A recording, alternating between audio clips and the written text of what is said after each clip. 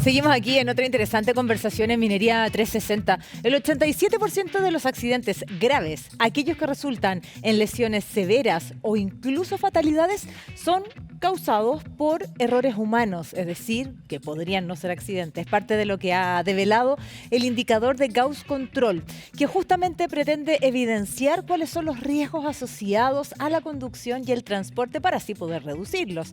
Vamos a conversar sobre este tema y sobre los resultados. También saludamos a Rafael Campino, fundador y CEO de Gauss Control. Gracias, Rafael, por acompañarnos. ¿Cómo estás? Muy bien, muchas gracias por invitarme también. Oye, este indicador es una novedad. ¿Qué es este indicador? Mira, antes de hablar específicamente de indicador, voy a explicar un poquito lo que hacemos, porque como que la última milla de lo que hacemos es el indicador de riesgo integral que hemos desarrollado. Entonces, bueno, Gauss Control es una empresa que se dedica a reducir los accidentes y el riesgo en las operaciones de transporte, minería y accidentes laborales en general, pero muy enfocado en transporte y minería, donde hay accidentes y accidentes muy graves. ¿Ya? Entonces, ¿cómo lo hacemos?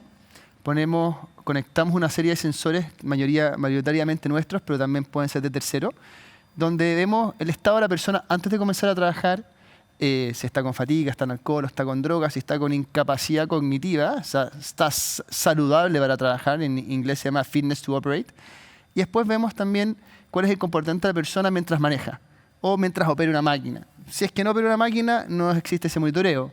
Y ahí detectamos con visión computacional, somnolencias, distracciones, velocidades, uso de cinturón de seguridad, descanso, sobre jornadas y un montón de otros parámetros sobre cómo la persona opera la máquina o conduce.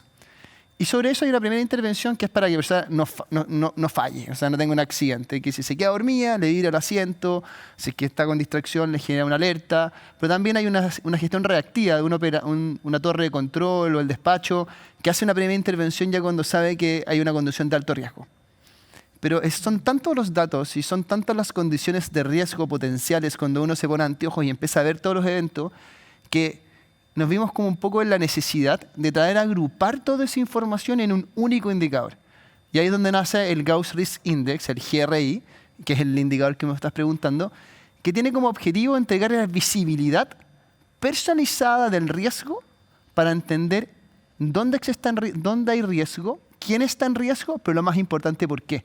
Porque nosotros dos podemos tener riesgo, en un ejemplo hipotético, ¿verdad? Probablemente yo puedo tener riesgo porque me estoy quedando dormido y, no sé, ando a exceso de velocidad y tú puedes ser porque tienes muchos eventos de distracción o cuando te damos la prueba apta para operar no salen en las mejores condiciones. Entonces, no todos, de hecho, todos vamos a tener condiciones de riesgo distintos, independiente de que estemos en riesgo alto.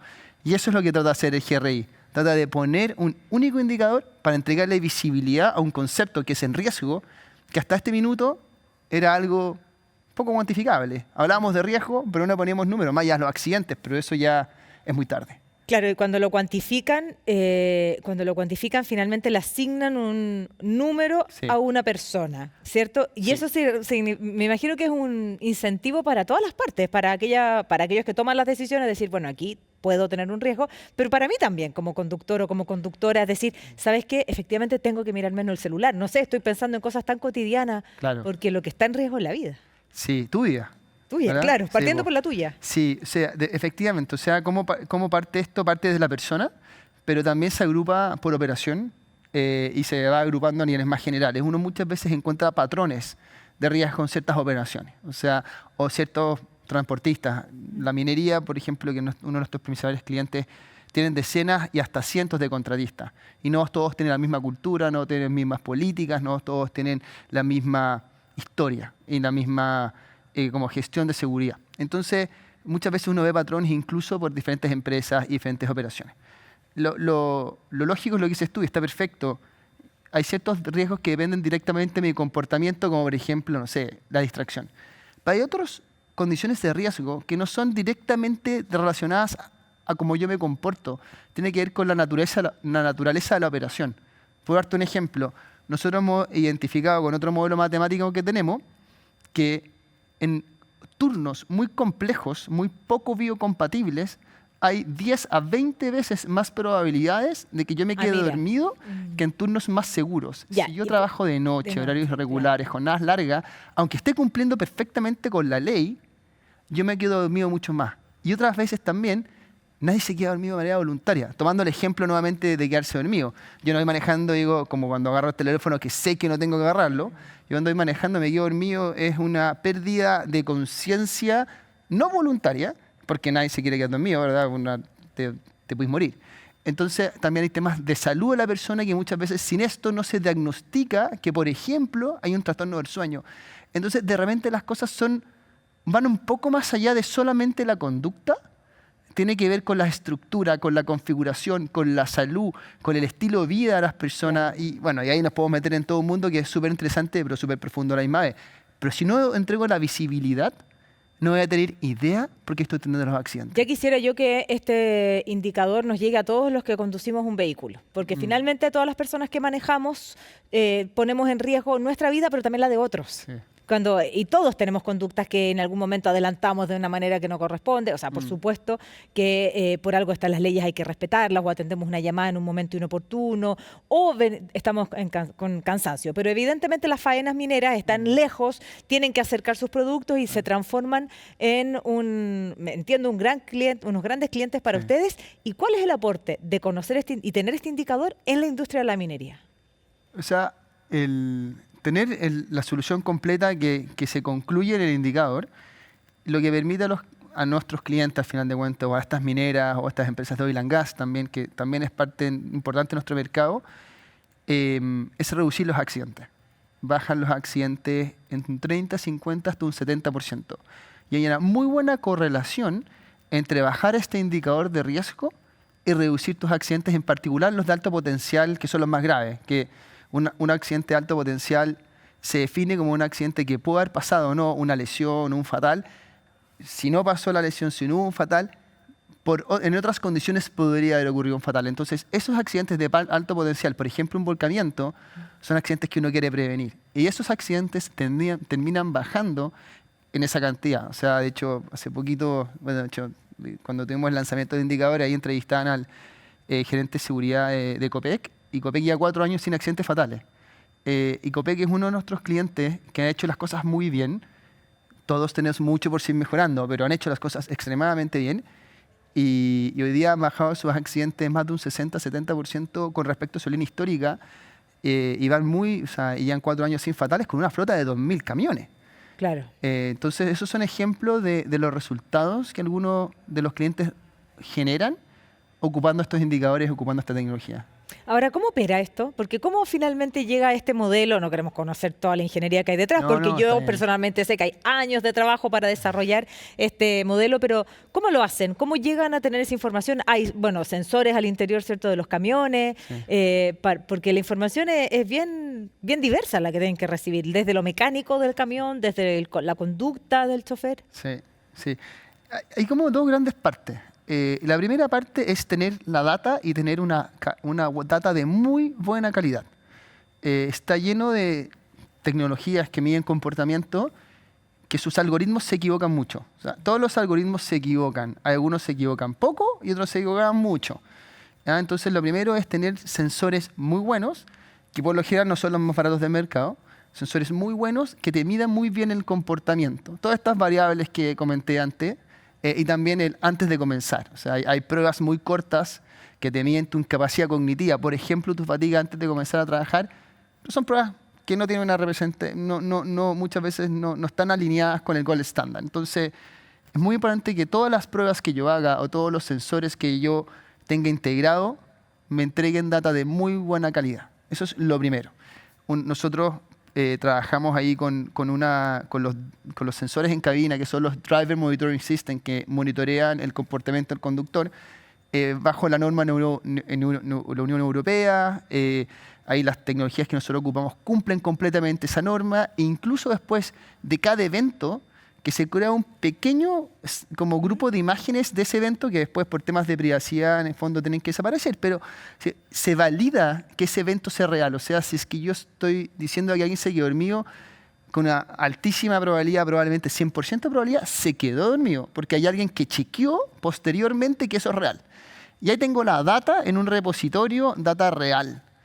Y la pregunta es con esa data real, realmente de las velocidades, realmente de los comportamientos, realmente del apto para trabajar, ¿cómo yo le pongo un indicador a la persona? Y acá le dimos muchas vueltas con modelos predictivos que hemos hecho y que predicen la probabilidad de un accidente o la probabilidad que yo me quede dormido. Pero terminamos haciendo un mix y algo bastante simple. Básicamente, por cada una de los eventos, microsueño, uso celular, distracciones, velocidades, apto para trabajar, etcétera, que son 40 parámetros, por cada uno de estos eventos, nosotros, como tenemos mucha data, porque tenemos muchos clientes en Latinoamérica, posicionamos mi comportamiento dentro del resto de mi población. Entonces, si yo tengo un GRI de 90, significa que estoy en el grupo del 10% más riesgoso. Pero si tengo un GRI o un indicador de 10, es que estoy el 10% más seguro. Entonces, al final de cuentas, me compara de manera relativa con una población de personas equivalentes a mí. Ah, perfecto. Entonces, si yo estoy en el 50, estoy en la mitad. Claro. Ni soy ni bueno ni malo, ¿verdad? Ahora, a medida que todos vayan mejorando, también se pone más desafiante la competencia, lo cual es bueno. Porque cuando finalmente te ponen una nota y uno quiere estar avanzar, y también es un incentivo para uno mismo. Si todos mejoran, se pone un poquito más. Es como la PSU, son claro, pruebas de selección que es relativo, nota. ¿verdad? Exacto. Por eso es un indicador de riesgo relativo. Y otra cosa que también hacemos es que muchas veces, y esto ya un poco más complejo de las matemáticas, pero lo voy a tratar de explicar en simple. Muchas veces, cuando hay muchos parámetros, yo puedo estar muy mal en uno, pero si es que tengo un promedio ponderado simple, puedo estar muy bien en lo general. Claro, como nos pasaba en el colegio. Como nos pasaba en el colegio, claro. El gallo de promedio 6.4 probablemente tiene un 5 o algo en biología, pero un 7 en educación física. Claro, un 7 en educación física, todo el resto.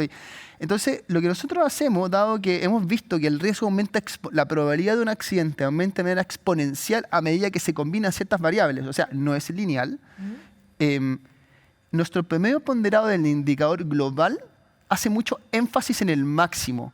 No. Entonces, si yo, por ejemplo, tengo todo súper bien porque me comporto increíble, yo soy en este ejemplo, soy una persona que se comporta muy bien, pero me quedo dormido porque tengo un trastorno del sueño, por el motivo que sea, mi indicador global no va a ser bueno, va a ser más bien malo, porque el indicador hace un énfasis en el máximo. Entonces, con eso, como que no dejamos de ver las condiciones que me pueden generar un accidente fatal. Yo me puedo matar por quedarme dormido, pero si tengo un indicador que no tiene un énfasis en el máximo, es un promedio ponderado normal, a final de cuentas se oculta esta condición de riesgo que me puede llevar a una fatalidad. Rafael, no me queda tiempo, pero la última pregunta tiene que ver... No, está perfecto, pero yo me voy a tomar un minuto porque sí me importa mucho y lo hemos dicho, cuando uno tiene en el centro a la persona, no está hablando ni del auto ni de la máquina, está hablando de una vida, de una familia y de unos accidentes que a veces parecen números, pero finalmente tienen rostros, familias y vidas detrás. ¿Cómo sientes tú que la industria minera toma conciencia respecto de, en este caso, por ejemplo, el indicador o lo que ustedes hacen en favor de justamente evitar la fatalidad y los accidentes catastróficos? La seguridad es cultural. No tiene que ver con la tecnología, tiene que ver con la cultura.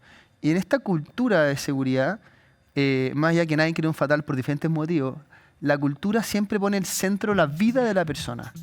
Y sobre eso se construye todo el resto. Claro. Entonces, yo creo que la cultura de seguridad en la minería es muy potente. O sea, en varias industrias, pero en particular la minería es muy potente. No hay ningún gerente, vicepresidente, superintendente que no sea lo más importante la seguridad. Yo sé que muchas veces puede competir a la productividad, etcétera, pero hay nadie que cuando tú hablas de seguridad no te presta completa atención y no se cuida. Y nadie que no sea muy consistente en cuidarse él primero para poder predicar. Yo creo que es una cultura muy linda que se da en minería por la historia que han tenido y es muy potente el cuidar la vida de uno, la vida de tus trabajadores y al final de cuentas también los vías, cuando son vías públicas de todos los otros usuarios de la vía. Y voy a traer solo una reflexión al final.